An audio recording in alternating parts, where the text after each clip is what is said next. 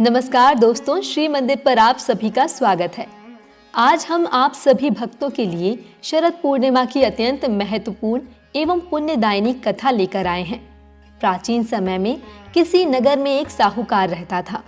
उसकी 2 बेटियां थीं, जिनकी धर्म कर्म में काफी रुचि थी। अपनी इस रुचि के चलते वे दोनों पूरी श्रद्धा से शरद पूर्णिमा का व्रत किया करती थीं। बस उन दोनों की आराधना में अंतर केवल इतना था कि बड़ी बहन अपना व्रत संपूर्ण करती थी और छोटी बहन व्रत को हमेशा अधूरा छोड़ देती थी। इस प्रकार कई वर्ष बीत गए और दोनों बहनों का विवाह हो गया। विवाह के पश्चात बड़ी बहन को एक सुंदर एवं स्वस्थ संतान की प्राप्ति हुई। वहीं छोटी बहन संतान सुख से अछूती रह गई। छोटी बहन को संतानें तो हुई, लेकिन सभी संतानें पैदा होते ही मृत्यु को प्राप्त हो जाती थीं। इस प्रकार अपनी संतानों को खोने से मानो छोटी बहन पर दुखों का पहाड़ टूट पड़ा हो। उसे समझ नहीं आ रहा था कि उसे यह दुख क्यों भोगना पड़ रहा है।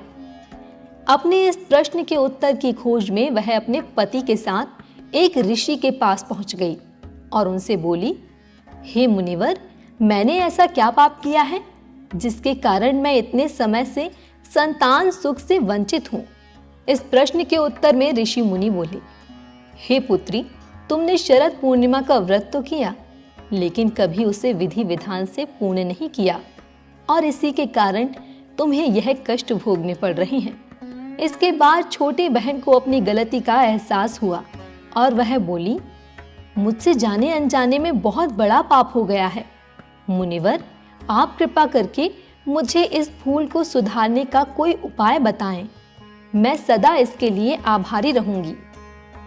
ऋषि मुनि को उस पर दया आ गई और उन्होंने छोटी बहन को विधि पूर्वक शरद पूर्णिमा का व्रत करने के लिए कहा और बताया कि इस व्रत के पुण्य फल से ही उसे अपने कष्टों से मुक्ति मिल सकती है। छोटी बहन ने आखिरकार शरद पूर्णिमा का व्रत विधि विधान से पूर्ण किया और इसके परिणाम स्वरूप उसे पुत्र रत्न की भी प्राप्ति हुई। लेकिन भाग्य का खेल देखिए, ये संतान भी ज्यादा दिनों तक जीवित नहीं रह पाई। अपनी इस संतान को भी मृत देखकर छोटी बहन के पांव तले जमीन खिसक गई।